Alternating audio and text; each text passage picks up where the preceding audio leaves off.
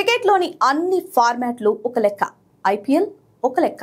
అలాంటి ఐపీఎల్ గురించి, టోర్నీలోని టీంల కెప్టెన్స్ గురించి Delhi Capitals batter KL Rahul సంచలన కామెంట్స్ చేశారు.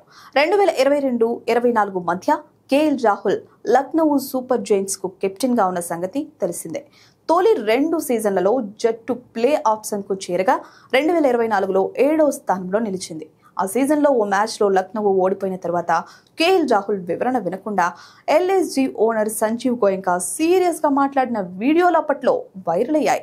ఈ ఘటన తర్వాత రాహుల్ మెగా వేలంలో పాల్గొనగా ఢిల్లీ క్యాపిటల్స్ ఈ స్టార్ బ్యాటర్ను దక్కించుకుంది. తాజాగా ఆయన ఓ ఇంటర్వ్యూలో మాట్లాడుతూ ఈ టోర్నీ ఆడడంలో ఉన్న సవాళ్లను వివరించాడు. 10 నెలల పాటు అంతర్జాతీయ క్రికెట్ ఆడడం కంటే 2 నెలల పాటు సాగే ఐపీఎల్ సీజన్ ముగింపు నాటికి ఎక్కువ అలసిపోయానని తెలిపాడు. వాస్తవానికి ఐపీఎల్లో కెప్టెన్లు తీవ్ర ఒత్తిడి ఎదుర్కొంటారని చెప్పారు. ఈ కెప్టెన్స్ అందరూ కూడా క్రీడేతర నేపథ్యాల నుంచి వచ్చిన వ్యక్తులకు జవాబుదారీగా ఉంటారని వెల్లడించాడు. నిర్ణయాల విషయంలో కెప్టెన్లకు నిరంతరం ఫ్రాంచైజీ యాజమాన్యాలు ప్రశ్నలు సంధిస్తూ ఉంటారని అన్నారు. ఐపీఎల్ సీజన్ ముగిసే నాటికి నేను 10 నెలల అంతర్జాతీయ క్రికెట్ ఆడడం కంటే మానసికంగా, శారీరకంగా చాలా కుంగిపోయానని గ్రహించాను. ఐపీఎల్లో కెప్టెన్గా ఉన్న వ్యక్తి ఎన్నో సమావేశాలు, సమీక్షల్లో పాల్గొనాల్సి ఉంటుంది. ఈ టోర్నీలో నేను చాలా కష్టపడ్డాను.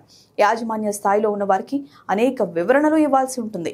కోచ్లు, కెప్టెన్లను నిరంతరం చాలా ప్రశ్నలు అడుగుతారు. ప్రత్యర్థి జట్టు 200 పరుగులు చేస్తే మనం కనీసం 120 రన్స్ ఎందుకు చేయలేదు? ఆ మార్పు ఎందుకు చేశారు? ఆ జట్టు బౌలర్లు ఎక్కువ స్పిన్ ఎలా వేయగలుగుతున్నారు? అతను తుది జట్టులో ఎందుకు ఆడాడు? ఇలా చాలా ప్రశ్నలు అడుగుతారు. అంతర్జాతీయ క్రికెట్లో ఇలా ఉండదు. ఎందుకంటే అక్కడ ఉన్న కోచ్లకు ఏం జరుగుతుందో తెలుసు. ఆట గురించి అవగాహన ఉన్న వారికి ఎందుకు విఫలమయ్యామని చెప్తే అర్థమవుతుంది.